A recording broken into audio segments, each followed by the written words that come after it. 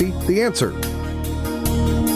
Get the latest weather, traffic, and news updates online at 560theanswer.com. Now, from the Signature Bank Studios, this is Chicago's Morning Answer with Dan Proft on AM 560. The Answer.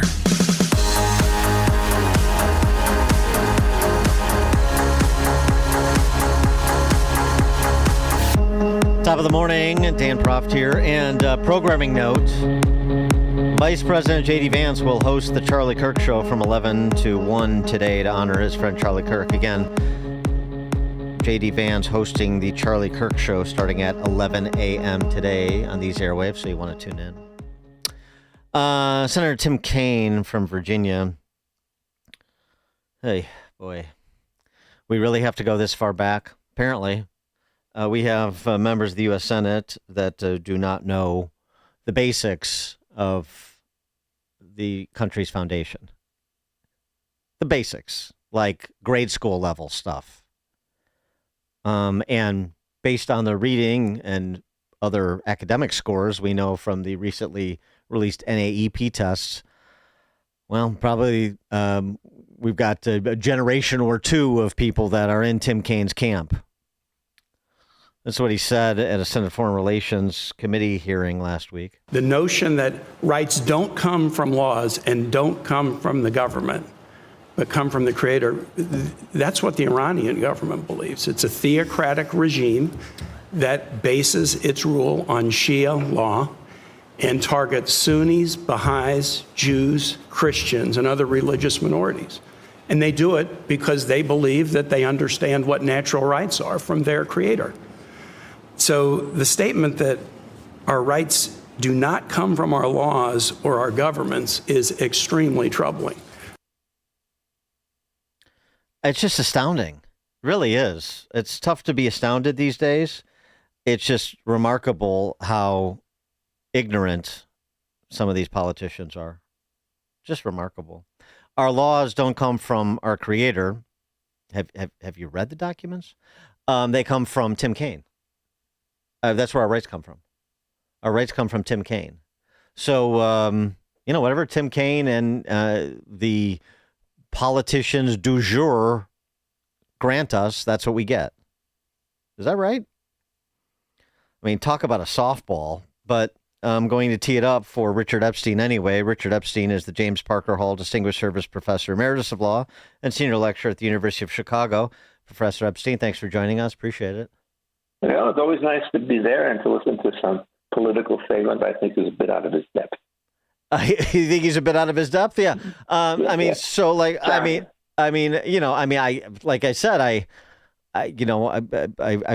like embarrassed to have you address this, but go ahead and address it. Well, look, I mean, this is one of the greatest problems that you always have to face. And let's go back to John Locke, and I think we'll give you some sense of why it is the Shia precedent is not the one that we have. Now, the model under Muslim is that there's a group of divine leaders who get the special message. You can't go back to the creator. Whatever they tell you goes, and then they can do it for whatever purpose. When Locke started to talk about this thing, the thing he noted is that the origin of government lay in private property. And the system as he understood it was that nature, God in his case, gave things to the people in common, and then they, in possession of their rights, formed a government to protect the rights that they had. And so what happens is the government was a creation of the people, and to the extent that these people were to put rights together, the function was to make sure that they individuals flourish under the combined system that they had. And so from that, what you did is you got a combination of individual liberty and private property, because you would not want to surrender to the government your right to do whatever you want so you could become their political slave. And you don't want your property to be subject to the whim of the state that was on top of you. So the trick was, what do you surrender, to whom do you surrender, and how do they use it? And so the answer that we came up with is that you surrender some portion of your natural liberties and natural rights to the state, just enough money to allow them to protect the rights that you have.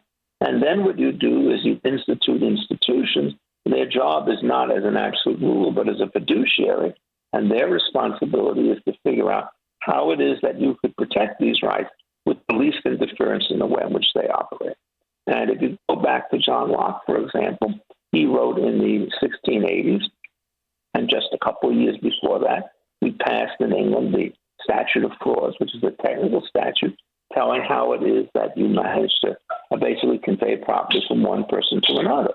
And so essentially, under this view of the world, what you do is you have writing requirements so that fraud will not be used. You have situations where you record documents so there won't be double dealing and so forth. So the government has a very limited function to strengthen the private rights on the opposite side. When Jefferson had to deal with this, he was very equivocal about the God part. He said nature and nature's God in the Declaration of Independence, and you could sort of put your emphasis on whichever the two things you saw. In the Western tradition, it got more complicated because when you had other writers later on, they were less theocratic than Locke. But what they said, in effect, was when you try to organize things, even if there's no deity in front of it, it's trying to get the people to organize them in a way that allow them to flourish. And flourishing with respect to a religious person is evidence of God's order, and it's an end in itself with respect to those people who are not. But to start to say that the American tradition is like mad gets you into real trouble. So if you go back to the progressive era, there were many people who said exactly what he said, is that the rights come from the state. And what that ended up is you've got a very strong version of the New Deal, in which it turned out that your ability to use your labor, the ability to use your contract, could always be subject to the fact that the government had some overriding right under the police powers to give you whatever it wanted to give to you and to retain from you whatever it is. And so what happens is that kind of progressive philosophy could be benign if the social institutions are strong. But it turns out that it could also be extremely powerful to let the state do whatever it wants. So to take the most recent instance, the vaccine problem, the coercion that you're prepared to use. Generally speaking, in order to show that you're entitled to use coercion, what you have to do is to show some imminent threat by one person to the liberties of others. And that, of course, means that you could restrain people from attacking them in one way or another. When you get with disease, the question is that to be treated in the same way? And it turns out it is not. When you start dealing with something, self-protection is always allowed. Forcing people to take vaccines is very dangerous. And the recent studies have shown that these vaccines in many ways are much more dangerous than otherwise have thought with respect to autism and other kinds of conditions. So that's a kind of an issue in which self-protection by individual choice is far better than government coercion. So we start acting a little bit like the Shia. Well, but fundamentally, it's just like everything on the left. It's a contradiction in terms. So Tim Kaine would suggest that your freedom from government is granted by the government. All of this is just, a speech is violence, silence is violence. The only thing that isn't violence is violence. I mean, these aphorisms of the left are just so mind-numbing, and frankly, it speaks to, why Charlie Kirk's work on college campuses was so needed and so popular. And I just wonder, Tim Kaine, I mean, this guy's been in the Senate for decades. Where you think our politics is going? I know everybody's talking about the tone and tenor of it in terms of civility, but just the intelligence quotient of it, and as somebody who's been on college campuses for basically your entire adult life, what you think the trajectory is, for, looking at it longitudinally. I'm very worried about this stage of American legal education or general education. And part of it comes from the fatal imbalance in the faculties. I mean, if you take a major Ivy League school, 95 to 99% of its faculty members are not only Democrats, but left-wing Democrats who get to lead people. And conservative voices are shunned and pushed to one side. They're certainly not hired in any large number. What happens is you don't get a healthy debate. And you get people, since they're not facing any resistance, who take more and more dogmatic positions with respect to too many issues. And what's made this even worse is the polarization on the other side. That is one of the disservices that Donald Trump has done, and he's done many good things, but this bad thing is by having this highly incendiary rhetoric against other people who are not extremists on the other side, calling everything an invasion when it may not be an invasion. What it does is it gives the people on the left further reason to believe that there's an evil empire out there, And so there's strength. We have a real crisis of legitimacy in the United States. So, for example, the Supreme Court may decree that you have to run a colorblind set of institutions. But if 98% of the people who run these institutions don't believe that, there's going to be constant evasion from that particular norm and otherwise greater friction. And so my view about this is more different from most people. Is I think you have to clean up the universities because they've gone so far out. But if you're starting on an ideal kind of a situation, I'm not in favor of imposing any rigid centralized command as to how these organizations should work.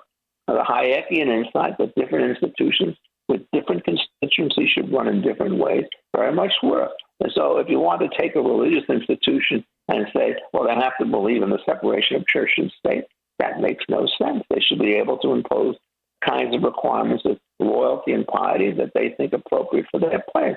If you have an engineering school that doesn't believe in any of that stuff, well, they can go in exactly the opposite direction and believe in a mechanistic universe in the way in which these things run. Yes. The trick is diversification doesn't mean that people of different colors all think the same thing and impose their beliefs on everybody else. It means decentralized control in which separate institutions go separate ways, and they do it. So to take the protests on campus, as McDonald pointed out, before Charlie Kirk came there, large numbers of people wrote signs that said, well, he doesn't belong on this campus. He's going to destroy our tranquility. We want you to cancel the event. For liberty to thrive, everybody has to be prepared to suck up their guts. And when they see something they don't like, decide that the only thing they can do is to leave the scene, but they can't cancel it for somebody else. So indignation becoming the source of coercion, which is the way it's played today, means that the madder you get, the more rights that you have against everybody else. And there is an old proposition in First Amendment law which needs to be remembered. Mere offense at what somebody else does gives you no warrant whatsoever to stop what they're doing. Yeah. Because if that's the case, then everybody just has to get angry at everybody else, and then you can take the law in your own hands and kill the people you disagree with. Well, I get that.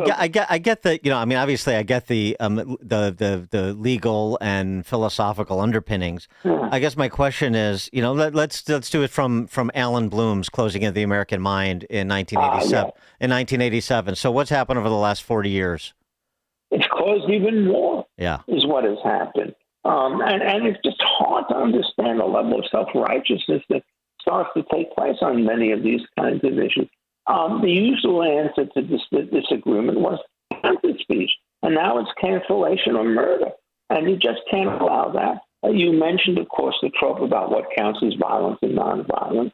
There are very well-recognized definitions that harm is not something that you don't like. Harm is the threat of force or force in an immediate fashion to give some kind of response. And so what you now have to do to justify anything to Charlie Kirk is to say, when he just came up there with a rifle, was about to shoot somebody, he had to shoot him in self-defense. This is all crazy. And when individual people take the law into their own hands and think that violence is a solution against the violence that they perceive, what happens is the word violence becomes trash. It's a very narrow definition. And so to put it in a slightly different way, putting aside monopoly for these purposes, which is not a real issue, when you start thinking about causing harm on another, what you have to think is only in terms of force or fraud, with the former being more important than the latter, because it's hard to protect against that, easier not to be deceived by taking care of yourself. And if you keep the narrow definitions as what allows you to move into somebody else, 90% of the stuff that people want to do in order to stop the behavior of other individuals not take place. And of course, the Shiites do exactly that.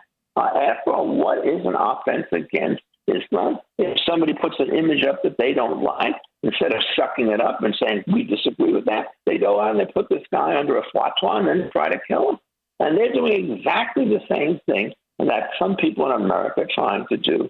And when you start to close down buildings, change names, put the races here, there, and the other place, what happens is a large number of respectable people are talking themselves to act the way in which the Taliban has acted with respect to its opponents. And this just cannot go on. I mean, I've certainly faced this in my own life. I'm not the world's most popular guy in terms of what I believe. I'm always willing to debate it. But it turns out many people on the other side just don't want to have those kinds of debates because they're overconfident in what they believe. and undereducated. Yeah. And what happens is if you're in an echo chamber with people who agree with you, you get sloppy. As somebody said a long time ago, one of the nice things about being a libertarian is when you go into any unmarked gathering and so forth, you're in a strong minority. So you better keep your arguments up strong, whereas people who have the crowd behind them can get lazy and sloppy. Richard Epstein, James Parker Hall, Distinguished Service Professor, Emeritus of Law and Senior Lecturer at the University of Chicago. Professor Epstein, thank you as always. Oh, it's a pleasure to be with you. Take care, my friend. Take care. And he joined us on the Turnkey.pro answer line. The stories you need to know to start your day. This is Chicago's Morning Answer on AM 560. The Answer. Is cremation an option you're considering for you or your loved one? At Catholic cemeteries, we offer sacred, permanent places of rest where loved ones can be remembered, prayed for, and visited.